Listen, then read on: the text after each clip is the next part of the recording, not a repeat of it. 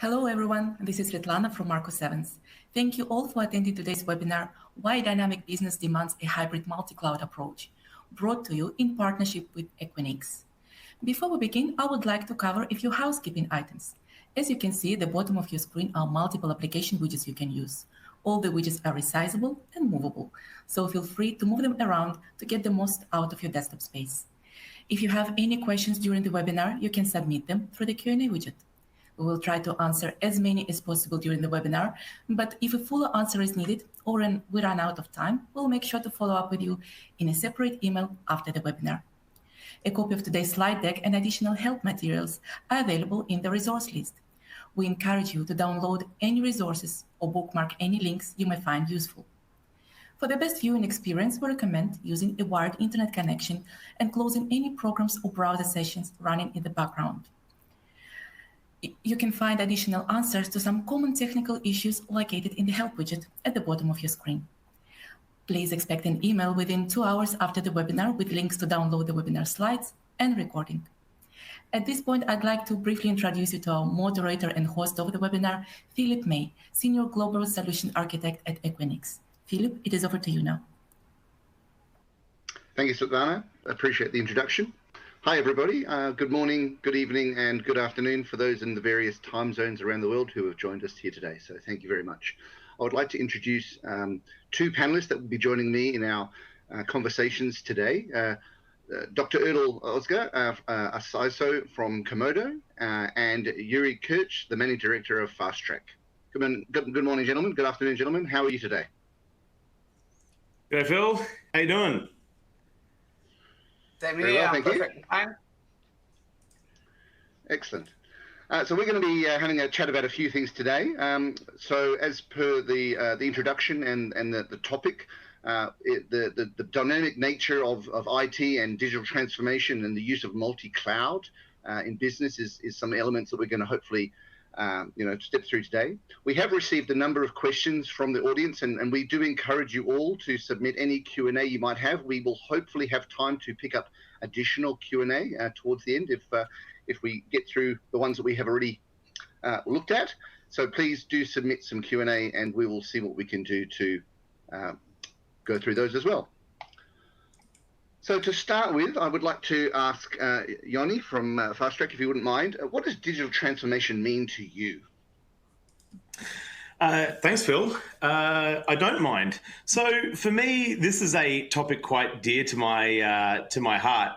I've been running Fastrack Technology, a global data center and network service provider, for the last 13 plus years. And over that time, I've observed that I've always had a desire to use technology to make our lives easier. It's kind of what we do as technology companies. Lately, it seems like the trend is for digital transformation projects, which ultimately means to me using technology in such a way that it replaces a business function or allows a business function to carry on via the use of some technology. So an example of that being some workflow or business process that previously was done manually, either through perhaps on a computer, but largely in a manual process, taking those processes and building something out where technology is taking the place of humans in some part of that process. And as time goes on, and as the complexity of our business increases, it becomes increasingly important for us to be able to employ the technology that we know how to wield to enable our growth, because growth by sheer numbers is kind of unsustainable these days. And I think a lot of organizations take that approach, especially with the kind of startup culture being what it is today. So, yeah. Have you seen in that scenario where the technology has played that part in changing that process, that the quality of the outcome has improved over that process change?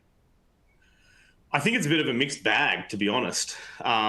If done well, and we might be stealing from our future conversation topics for this afternoon or this morning or whatever time it is. But yeah, I think that should be the goal, right? Because at the end of the day, if the process can be done by people to achieve a better result, ultimately for our customers, right? Like any business should be considering what's the customer experience, right? And if your digital transformation project doesn't add value for your customers, then why are you doing it? You know, if you can achieve better value for your customers by putting a human being in front of them, then you should do that. And there are always going to be cases where that will be the best way to deliver a great customer experience. And I think that's perhaps one of the biggest things that people get wrong in digital transformation projects is not kind of thinking about what's, you know, it's all well and good to reduce your costs and therefore improve your bottom line. But at the end of the day, if you're not improving the customer experience, then you're unlikely to really kind of positively affect your business as a whole at the end of the day. Oh, absolutely. I think the business outcome and the customer experience is certainly something that, in retrospect, needs to be evaluated as a part of the process. How about you, Dr. Erdl? What does digital transformation mean to you?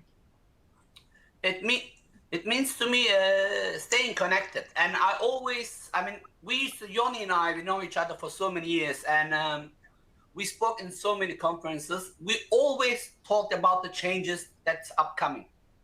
We were expecting changes, but nobody could see what happened early 2020s, right? COVID. And digital transformation, I'm going to keep it very short. The companies, they were ready, they're digitally transformed, didn't have much issues. Exactly as you stated. The companies who did not transform suffered a lot. And this shows, for me, digital transformation means staying connected, using partners like Fastrack Technologies, for example, like Equinix, for example, and staying connected securely. Yeah, no, we observed that with a number of the clients that we dealt with, that the ones who were early adopters or had started their transformation journey had much less impact to those who, you know, didn't have laptops. Some of their workers who were their now face at home had no way of actually doing what they needed to do. So we saw that extensively. Sorry, Yoni, you were going to say something? I was just going to add to Erdl's comment, and I think it's worth clarifying that, like, when Erdl says organizations that were kind of far down their digital transformation journey, I think it's worth clarifying that we're talking here about digital transformation in collaboration or communication, because like the concept of digital transformation is to take any business function and use technology to run it or to improve it somehow, right, or automate it, or whatever. And so in this case, communication and collaboration are a business function, and it's really only that business function that needed to be digitally transformed in an organization in order for them to kind of suffer the change into the COVID world smoothly. So like I could tell you, for example, there are parts of our business, like communication and collaboration were parts of our business that I would say we're quite advanced in our digital transformation journey. We're heavy adopters of video conferencing, Microsoft Teams, being able to co-author documents, online cloud services for most of our kind of business tools meant that collaboration and communication piece was transformed. But I guess it's worth considering that there's a much broader spectrum of business functions that can be transformed. Everything from like manufacturing pipelines to monitoring, reporting,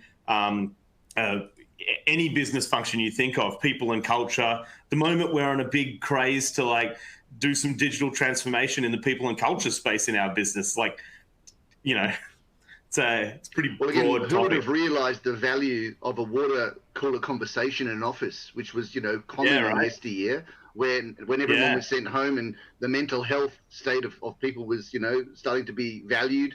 that they lost that ability, that human contact. So even with regular video-based team chats and those things, I think it is now being front of mind in that health and people's management element. So definitely. For sure. Yeah, then there's two elements. There's like the human element to it, just like being in contact with your colleagues, like you say, the water cooler conversation. The other side to it is that especially the most junior people in organizations suffer the most because it's fairly easy to replicate a one-to-one communication with someone. Phil, you and I need to have a conversation about something. I can call you up. We can have a video call. In fact, we are right now. And exactly. We can kind of do a pretty good imitation of a face-to-face meeting via video, right? But the thing that's missed out is the young guy sitting in the corner who would be overhearing all of these conversations going on and absorbing and taking in information. Like, it's the junior people in the team that are learning the most, that the big sponges in an organization that missed out the most during that period because they weren't privy to all of those one-to-one communications going on via VC or whatever. Absolutely. Yeah. Let us pivot. Let us pivot for a moment, and Dr. Erdl, if I can throw to you, in your mind, what are some of the key and strategic building blocks of a good hybrid multi-cloud architecture, and how does it relate, obviously, to some of the elements we've been discussing? First of all, the biggest building block is sitting in the board. I mean, it's much easier now. The board or the technology, the company, the leaders, not the technology leaders, has to understand that IT is not a cost center. IT is a revenue center. If they understand this, then we can really specifically talk about blocks and hybrid multi-cloud architecture. Of course, being a cybersecurity, being a CISO, being a cybersecurity guy, for me, first thing is going to be securing the cloud workloads. Of course, privacy, compliance, control. Cloud is great, but there are many different cloud providers. Which one are you going to use?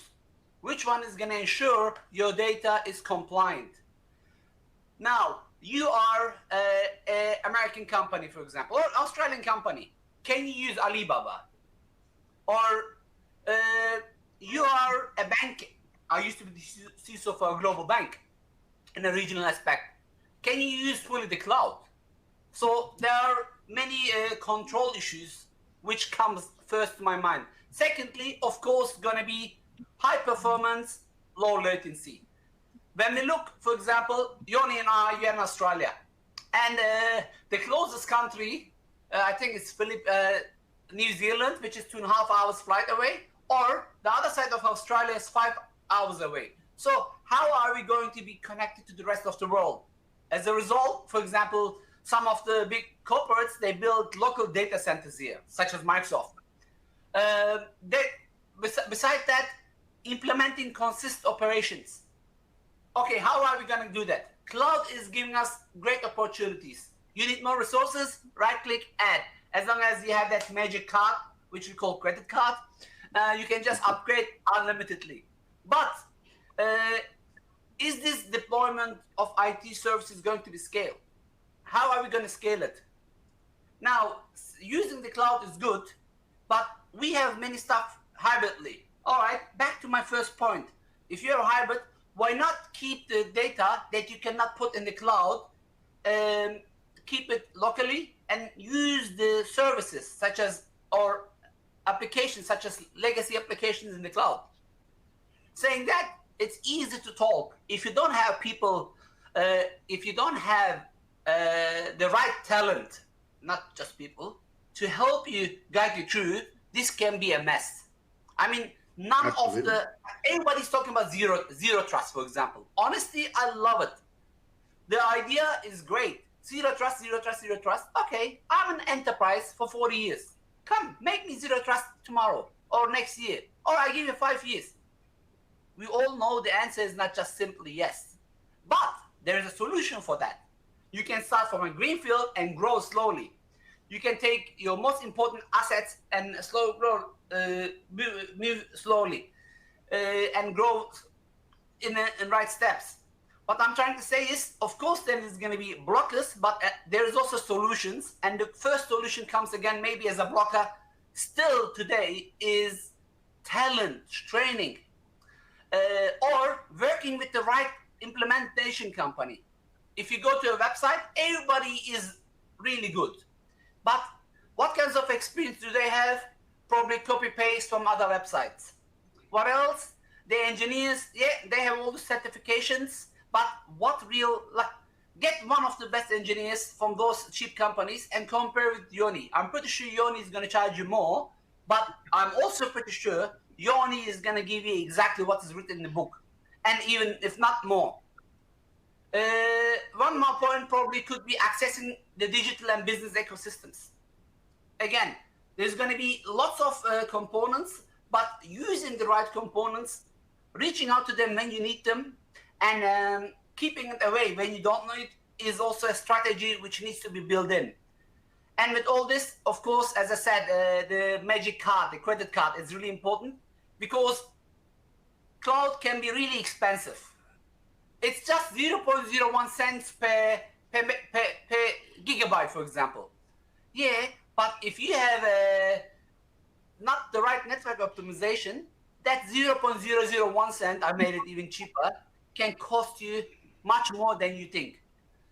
To summarize, the biggest thing is work with the right people, right companies. This includes cloud providers. Secondly, ensure you are ready, ensure you can scale up. And this is the main blocks that I can talk in the time given to me. I like it. Yeah, Phil, can I add some stuff to that? Because I've got a really go for it. Related follow-up here. So Earl's kind of done I knew that. You what, sorry? I mentioned your name a few times. I knew you were going to have something. Oh, yeah. The check's in the mail, bud. So I think Earl's done a really nice job at articulating the key building blocks of a kind of modern multi-cloud hybrid architecture. I wanted to add a concept to this. Most cloud platforms, when they think about a hybrid environment, there's usually some kind of connectivity technology that has been designed to enable that. So, for example, if you're using AWS, you've got Direct Connect service that allows you to build networks between your cloud servers and your on-prem infrastructure. Microsoft, you've got an express route. So, and so on and so forth. There's a whole bunch of cloud providers I've mentioned too. The thing about those technologies is that they're almost always designed with that concept in mind. You've got a customer has their enterprise network, their data center infrastructure, and then they have this cloud platform that's kind of like a point-to-point, join the dots kind of situation. The problem is that organizations really are starting to take the approach that Earl has described in building multi-cloud environments that come from a greenfields environment with no on-prem data center. Now, maybe some of those platforms need to deploy some kind of bespoke niche stuff that goes into a colo solution in one of Equinix's data centers, for example. Maybe they don't. But the challenge that a lot of organizations have come across in the last few years is that they go to build out a business from the ground up. Let's say, okay, they're going to build their core platform in AWS. They've bought some ERP services from SAP, and they've got a few service providers that provide a secured VPN solution to connect to their services around the place. How do you connect all of that together? So, the big building block that I want to add to this is to account for those kind of, let's say, newer style deployments, which are truly multi-cloud, without that kind of legacy data center sitting in the basement of some head office somewhere.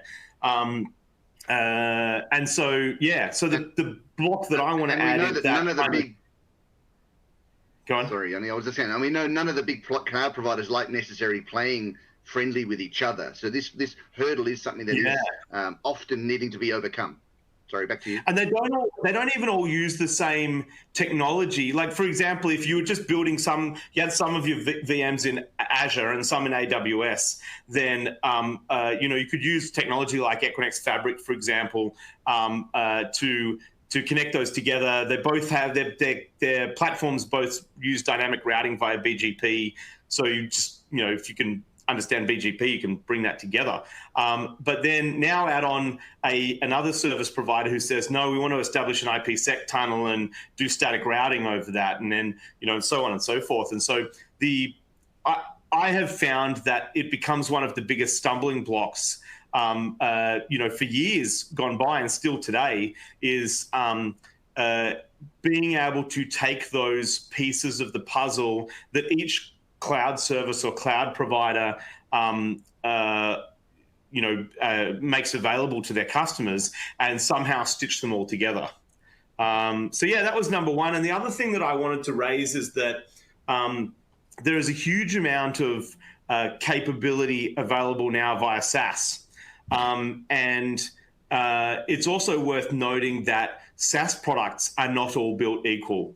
And so if you're going to look, you can very quickly, you can add up a per user per month bill pretty quickly buying SaaS products. Everyone seems to think that whatever their product is, it's worth $9 a month per user, whether it's a big product or a small product. Sometimes you're left scratching your head going, how's this like plugin for Microsoft Teams worth $9 a user per month when that's how much we pay for the whole M365 license or whatever. But yeah, so that's psychological commercially pricing. Yeah, right. They do a psychological price, not a value price. Yeah. Yeah. So I kind of want to add that as one of the building blocks, is that invariably there'll be some SaaS products that come into this stack. The questions I'm always asking when selecting from an array of SaaS products for some function is, number one, what's their integration story like? What are their APIs like?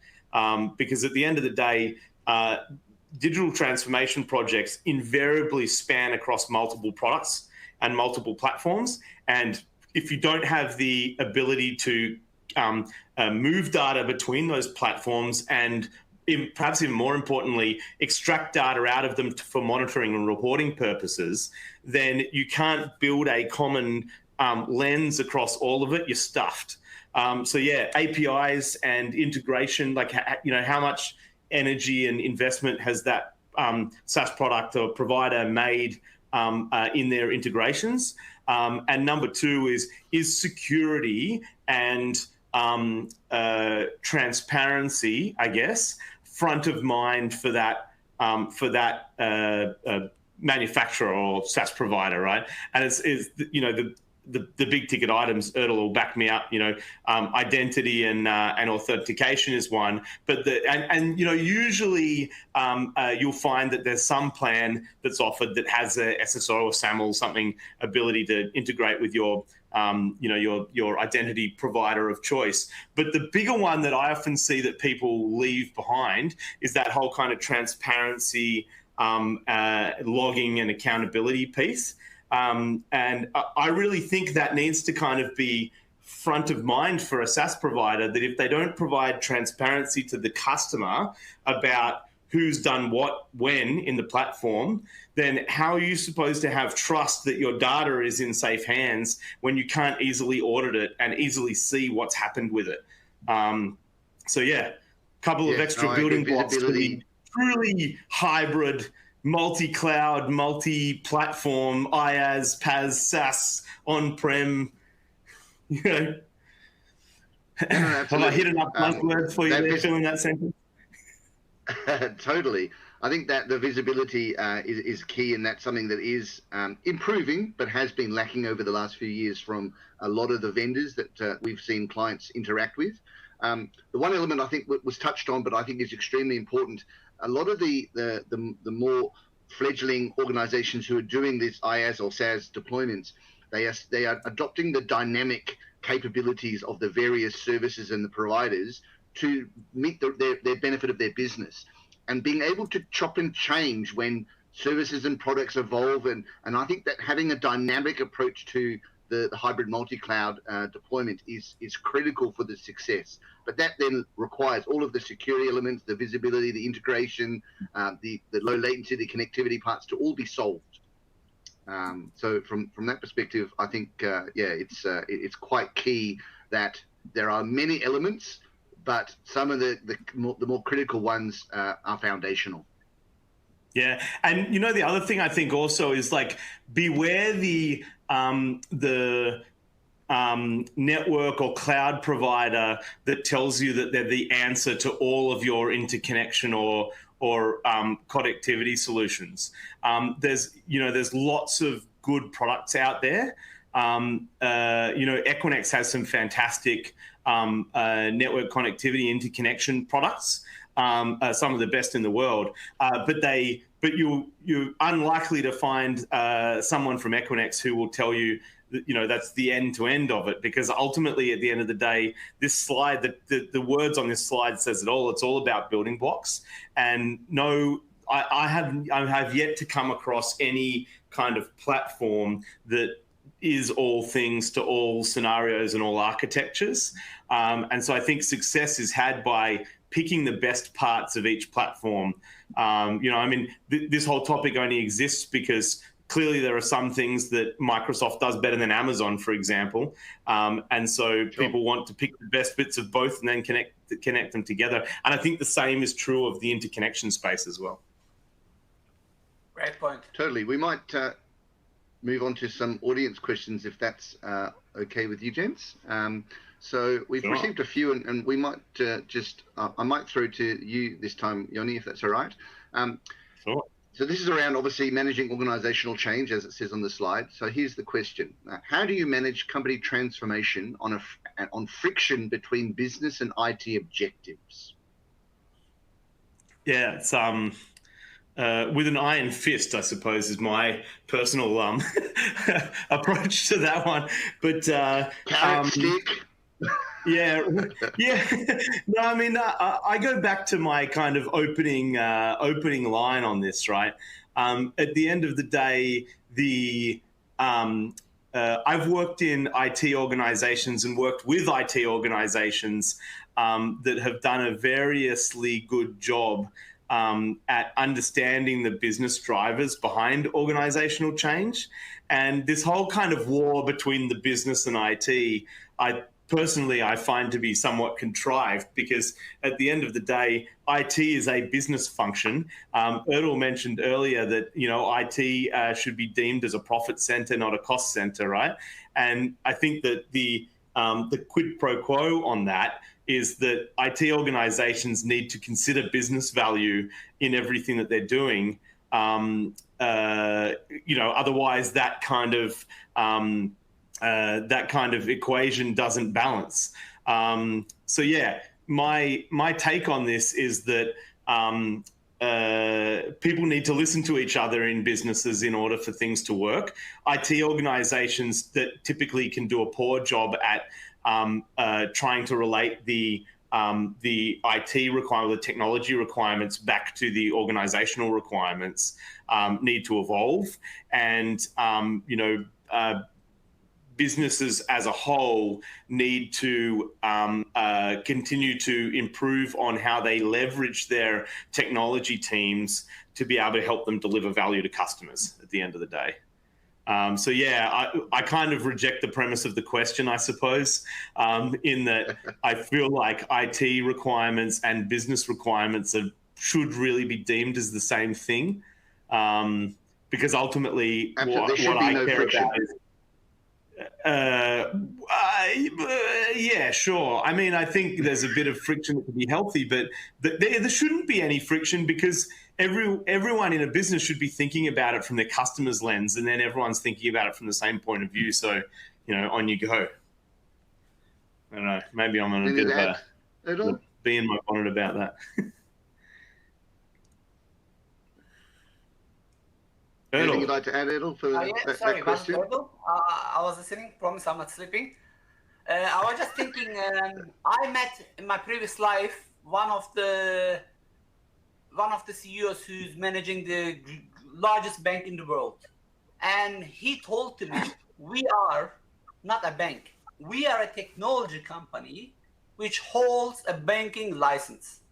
With this, I'm just referring back to what Yoni said. Like you could name me a business who has not integrated technology. Just get or name me a citizen in the world who doesn't have an ID. Any person who has an ID has a space in a database, at least citizen database, which means we are all connected, which means IT is not what it was 20 years ago. And that's why when it comes to managing organizational change, I think this is still one of the biggest factors, because when you look at major cyber attacks, for example, I'm pretty sure you remember all what happened early last year. One of the world's biggest cybersecurity firms, FireEye, was hacked through a supply chain attack. I mean, it has all in the news. And after the investigations, it came out that, unfortunately, I'm going to tell the company name, because the password was SolarWinds123. And the ex-CEO blamed an intern to having this. I'm like, hold on. You are a CEO managing multi-billion-dollar company. You are successful for sure, but it's clear that you don't understand the business. So I want to get this and put it back to what Yoni said. When it comes to managing organizational change, it's really important to define the states, the outcomes, and the results. Before we do any change, even in our life, I want to move to Dubai, which most of you know, I lived last 7 years in Dubai. I just moved back. I had to assess my current state, the current readiness, and make decision based on the good for me, for the family, or for the business. Then there should be a great change management plan. We talked about multiple different cloud providers, but you only mentioned how cool Equinix is and how cool Equinix is just providing us to manage the changes. So why not use it? Then this is not enough. We have to also implement and look at what's happening in the market. If possible, use mentors. Again, this webinar is a great opportunity. Thank you for everybody who has organized that, because it's giving us the opportunity to share our experiences, and it's free as far as I know. With all this, maybe we can then stabilize the change, and this is a never-ending process. In ISO, there is a beautiful term which I like, PDCA, plan, do, check, act, and this is a continuous process. It's never ever going to end up. With this, I wanted to contribute or complete what Yoni was trying to say. No, thank you. I think that's very insightful. Perhaps we can move on to the next question, which, Dr. Erdal, I'll go to you. And I think from what you've just said, this could be one of your answers. What are the steps or ways to perform a digital transformation initiative if the organization is not digitally savvy?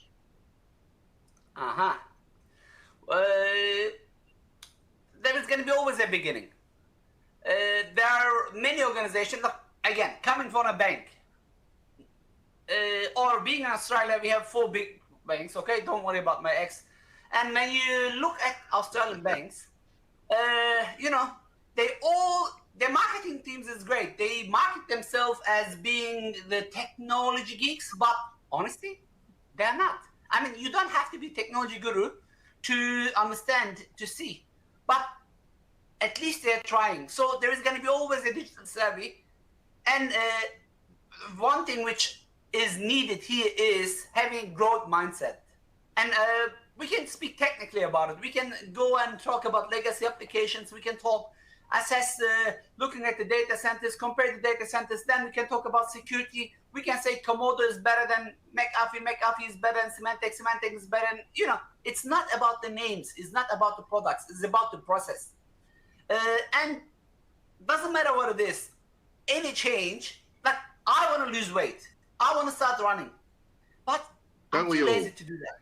And I know it all starts with the first step. Don't interrupt, Phil. I want to hear the solution here. And I remember we had this discussion years ago with Yoni, actually. I steal this frame from him. It was one of the conferences. Like, it starts with the first step, and if you can do that, the rest will come. Back to your question. Any change can happen with a small group, with a small scope. Then, isn't that also an ISO like this? Like, you cannot have the whole organization ISO certified. You have to have a scope. You can start with a department maybe, or a business function. Then, while doing this is going to give you experience to identify the keystone changes. And those changes can help you to do some gap assessments.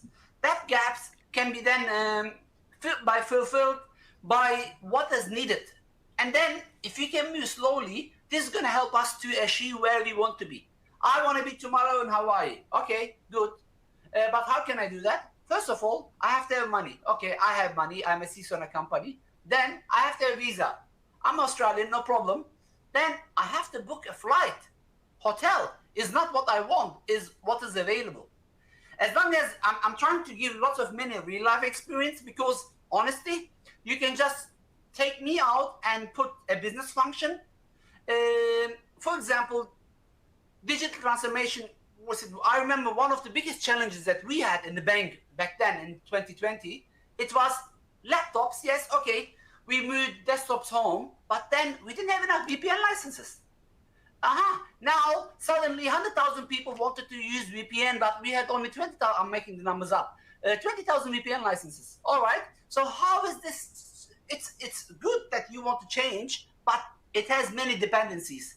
And it's really important, like speed is good. One of the biggest issues with all the organization is they're like dinosaurs, move slow. Startups, they're usually speed. It's good, but again, being in Australia, most of our Australian audience will know, or even in Singapore, speed can kill, or it will kill your pocket. It's very expensive to overspeed. You can lose your license. If not your life, hopefully not your life, lose your license of your life, but same applies to IT. If you move too slow and don't do the right gap assessment, don't use the right cloud provider, don't use the right technology, then someone that we call threat actors, hackers, whatever you want, they can find the gaps and they can hack you regardless who you are. If you don't believe me, use Bing, Google, whatever you like. Search, tell me a company who was not hacked, a Fortune company who was not hacked. This comes back to two things. One, there is two types of organizations. One, they know they've been hacked. Two, they don't. So how is this going to happen? We have to ensure that while we're moving, we don't leave any gaps behind. And this is multi-aspect. And this has multiple windows. It's like being a security guard in a huge building with lots of doors. You have to know exactly where is every door. You have to know who's in the building. You have to communicate. And today, even though we say we are connected, we are digital, one of the biggest issues that we still have is communication. Yes, if you're communicating with me, I understand. I speak Germanish, half German, half English. My accent is a bit funny. I know that. But as long as, but if you're talking to Yoni, his accent is quite Australian, so no problem. So we should have less issues, but comes back to the very first point, growing mindset. With this, the rest will come, regardless if it's technology, health, manufacturing, you name it. At the end, I think we sit in the core. Yoni? What was the question? Sorry, Phil. Ways to perform the digital transformation that we are not digitally savvy. So I'll throw to you in a sec, Yoni. One thing I just wanted to add, I think, to summarize what Erdal said, certainly at the beginning of his speech, was planning, or having that mindset to go through the exercise of having a plan or a blueprint and being able to adjust it based on inputs like your Hawaii example of where you want to go, getting the right prerequisites, and some of those planning steps and being able to adjust, I think, are quite key. Anything to add there, Yoni? Yeah, I'm not sure that I do without sounding like a broken record, but ultimately, at the end of the day, I feel like if you're trying to implement some kind of technology-based change in an organization of non-technology savvy people, I'm still trying to figure out which company this is that we're talking about here, because I'm struggling to think of one now that you would kind of categorize holistically as unsavvy.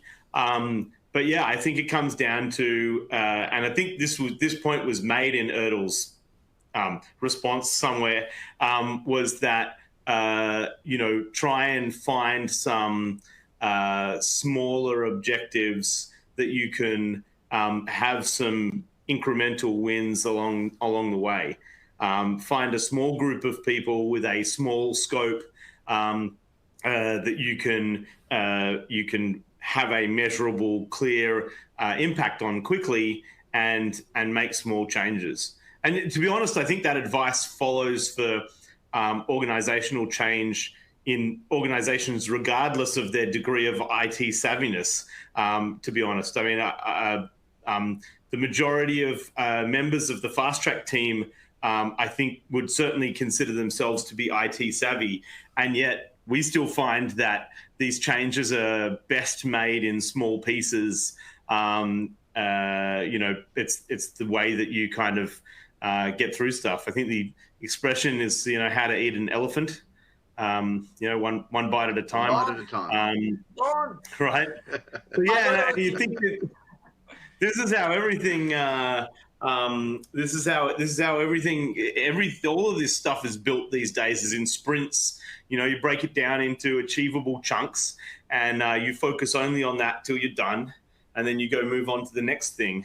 And yeah, the trick is about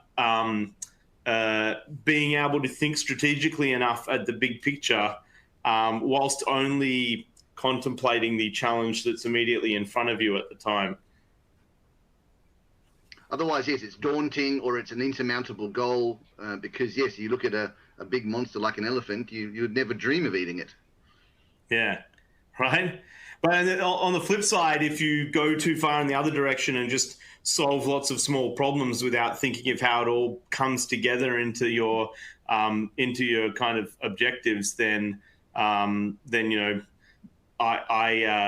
think you can lose track of the bigger picture sometimes as well. Understand. Thank you, gents. So we might move on to the next question. So how do we continue to drive the culture for fast-growing organizational people to embrace digital transformation? Let's start with you, Yoni, if you don't mind. Yeah, happy to. I think I'm going to have to double use this point a couple of times now at the moment, but for me, I think it's the same thing again. So show someone some value. One of the kind of digital transformation kicks that we're on here at the moment is around visibility, like monitoring of how a particular part of our business is performing. And it might be a technical part of our business like data center or network operations. It might be a business function like HR or accounting or whatever the case is. But what I've found is that getting buy-in from relevant stakeholders in the business comes from showing them a small win quickly. So, hey, what's a problem that you're having right now? We're having a hard time recruiting enough people in a timely fashion into our team. Okay, great. What information have we got available to us about that? Oh, look, we've kind of automated our recruitment workflow already here. The data is sitting in the database. Let's put a dashboard in front of our managers that shows us in one place how many candidates they have for the role that they've got advertised, what stage each of those candidates is up to, and how long it's been since we've interacted with that candidate last. And all of a sudden now you can see, oh, look, we have a candidate here who we haven't spoken to in 3 days. If we're not talking to them, who else is? Let's get back on top of that one. And so, yeah, it's just one example, right? But ultimately, at the end of the day, that kind of approach gets buy-in from the relevant stakeholders, be it our people and culture team or hiring managers in general, because they see very quickly, okay, if you can't measure it, you can't improve it. And conversely, if you can measure it, then you can improve it. So yeah, that's my kind of key motivational tool is to find some small win and say, okay, what can we do here with a bit of effort? All of a sudden, you'll have a lot of people jumping on the bandwagon for your bigger transformation projects. Thank you, Yoni. Dr. Erdl, anything to add for the driving culture for fast-growing digital transformation organizations? Just to support what Yoni said, as technology leaders, sitting in a board, for example, myself, I feel like I'm a translator. The CEO, the CFO, the sales manager, whatever, they're really good on what they're doing, but they don't understand mostly the technology. But me, I have to understand what they're doing, as well as translate of what the technology is doing. And as Jonas said, as long as we can translate this across, he gave great examples on hiring. This could be on something else as well. You can take it. I think the outcome is going to be much better. Will be just my input. Thank you. No, very informative. So we'll just change tack slightly. One of the sort of questions that we have rephrased it that came through. We wanted to try and see your opinions, and we'll start with you, Dr. Erdl. What are the non-traditional ways to measure success or other success metrics in IT or digital transformation or hybrid multi-cloud scenarios that you can share with the audience, please? Again, I'm going to start with a non-IT example. What is a success for you in Olympics? Is it being in the first three? So what is if you become the fourth in Olympics? Is this a failure or a success? You're not getting any medal. Or is just or just participating? Is that enough for some? And it might be. Well, I'd be happy to be the fourth best of almost any sport in the world. I think that's what Erdl's getting at. Exactly. Absolutely. And I want to give now another example, issue of today's. If you remember, I don't know if you don't even remember, he's too young, but you and I will for sure remember. So when we were little, you're not that young, come on, don't be happy. If you remember, when we were little at schools, when we used to, I went to school in Germany, when we used to participate in events, only the first three used to get a certificate or an award. But today, even if you become last, you get a certificate of attendance. Is this a success or not? Now, I want to put this now. I think this is today's issue. Everybody feels they're successful, especially with easier reach to social media. Everybody thinks they're involved. Just sending a tweet about, for example, a bad government makes them feel they're doing their job instead of going and actively being in parliament or in a political group against this, whatever they are. So put this in technology. Is it good to move just to transform digitally to any data center? A data center which for example, sits in a country which your country legislation does not allow? Or is this a success? Or is this a short-term solution until you get the slack in your hand saying, hey, what are you doing in this data center? Move to that data center because this data center, let's say, is hosted in the moon and you are not allowed to have any business in the moon. I don't want to mention any countries. But we have that very recent Australia. Many brands were blocked to have access in governments. Happen in US as well. I mean, we all know that beautiful brand, right? So here's the question. If I use them knowing the political situation, is this success? Or at the moment, if I'm not hacked, I'm operating successfully, but I don't have a proper incident response plan, a disaster recovery plan. Is this success? Hey, nothing is, we had this beautiful frame many years ago. If everything's working in IT, don't touch it. Is this a successful situation? Or is it complacency? Honestly, in my opinion, is not. Because you build technical debt, right? Sorry? You build technical debt and you have to pay it back someday. Exactly. So success should be not just measured, hey, I became the fourth in Olympics. Hey, more importantly, you bypass hundreds of people in your country. Then in the first stage. Second, because you become fourth in the final stage. You pass so many stages. You are number 4 in the whole world. If you look from this mirror, yes, you are successful. But you have to look in the details, because the devil is always hidden in the detail. And when it comes to IT success, when it comes to digital transformation success, we have to be also able to look long term. As long as we can easily scale, as long as we can solve business issues, and we can make things happen, I believe we are successful. No, thank you. I agree. I think some of the challenges is the relativity of success is never factored into the measurement. Yoni, anything to add around the success measurement challenges that we all face? Yeah, I have a slightly different approach to this. I'm going to throw in the did we add value for our customer metric just for the heck of it. Yeah, why not, right? One more time. But the other thing that perhaps is more insightful than that, since I've brought it up 7 times already, that I'm always looking at whenever we go through any kind of digital transformation or any kind of automation or monitoring or data aggregation project or anything, right? Were we able to drive behavioral change in the people involved as a result? So, like, what's the purpose of your transformation or your project that you've gone through, right? So I take the example again of creating some kind of lens into some data. We used our HR recruitment example before. I might as well carry that forward.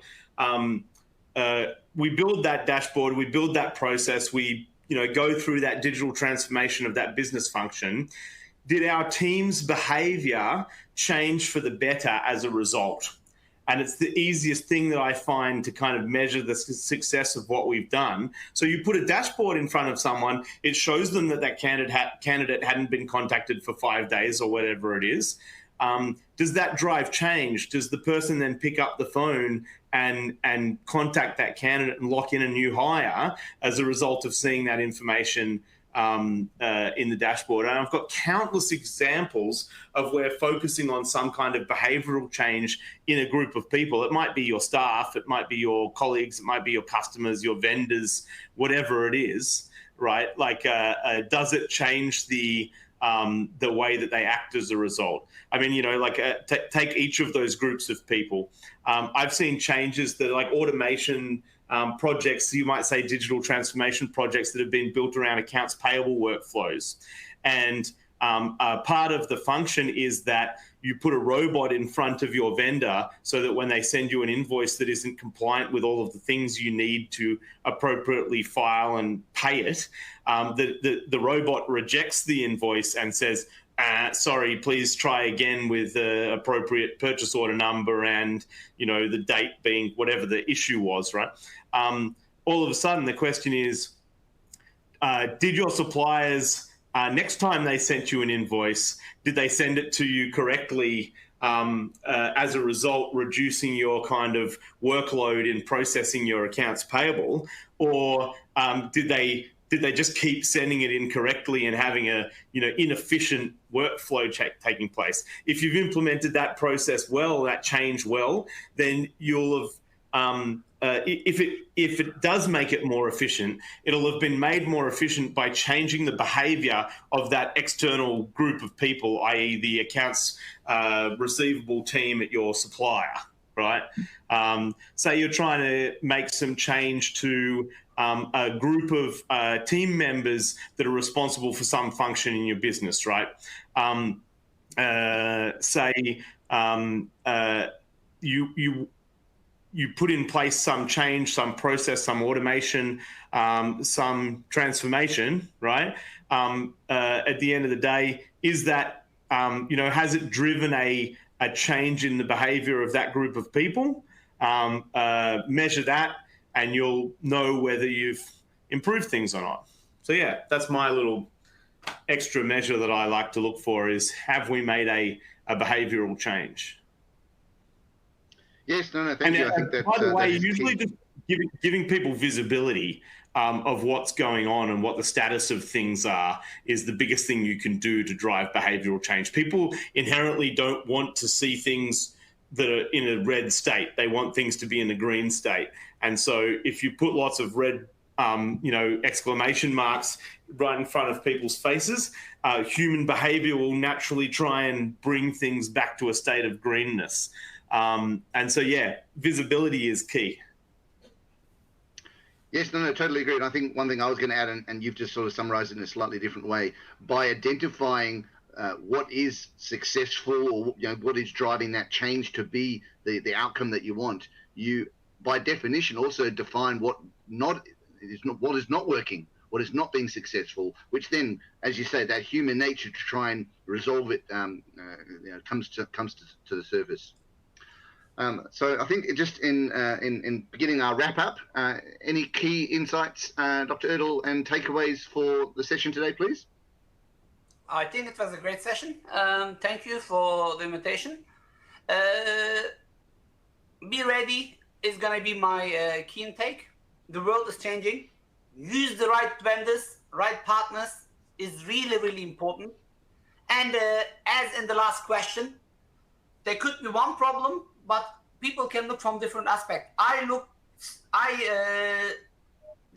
For me, I look to a success from a different aspect, where you only look from a different aspect. Neither he's wrong or I am wrong. We have very fair points, and don't forget, the same thing applies to anything what you do. That's why communicate and keep in touch for the next event. Thank you very much. And Yoni, any final insights and takeaways from yourself? Yeah, thanks for the invite today. It's been a fun conversation. I always enjoy catching up with Erdl. It's been too long, buddy. It's been an engaging conversation. Again, for me, the key on all of this is number one, all businesses need to focus on customer value at the end of the day. There's no one-size-fits-all approach to cloud platforms of any kind. So pick the things that are fit for purpose for what you need them for, and focus on selecting technologies that integrate well with each other, because at the end of the day, if you pick things that can integrate with each other, you can build the solutions that you need to in a more kind of adaptable and flexible way. If you're looking for focus on quick wins, break things down into sizable chunks that you can focus on one thing at a time, and try and always be driving some kind of behavioral change for the better. Thank you. The only thing I'd like to add is one thing that we see a lot of clients do in retrospect is they realize they could have planned differently or used other insights from other industries or partners, or insights that they've achieved or received from other similar initiatives. So we encourage all of our clients to build that into their process at the beginning, to try and establish a good plan and a foundation to make sure that success is measurable at the end. Thank you very much. Svetlana, over to you. Thank you, Philip, and thank you all for sharing these great insights indeed, and for being so generous with your time today. Just a quick reminder to look out for an email within the next 2 hours with links to download today's materials. And if you would like to learn more about Equinix services, you can book a meeting directly with them by clicking widget book a meeting. We'd also like your feedback, so if you could take a minute to answer our very brief survey that will pop up on your screen at the end of the session, that would be very much appreciated. On behalf of Equinix and Marcus Evans online events, we would like to thank you all for joining us today, and we do hope that you will be listening in at our next webinars. Thank you, and have a great day, everyone.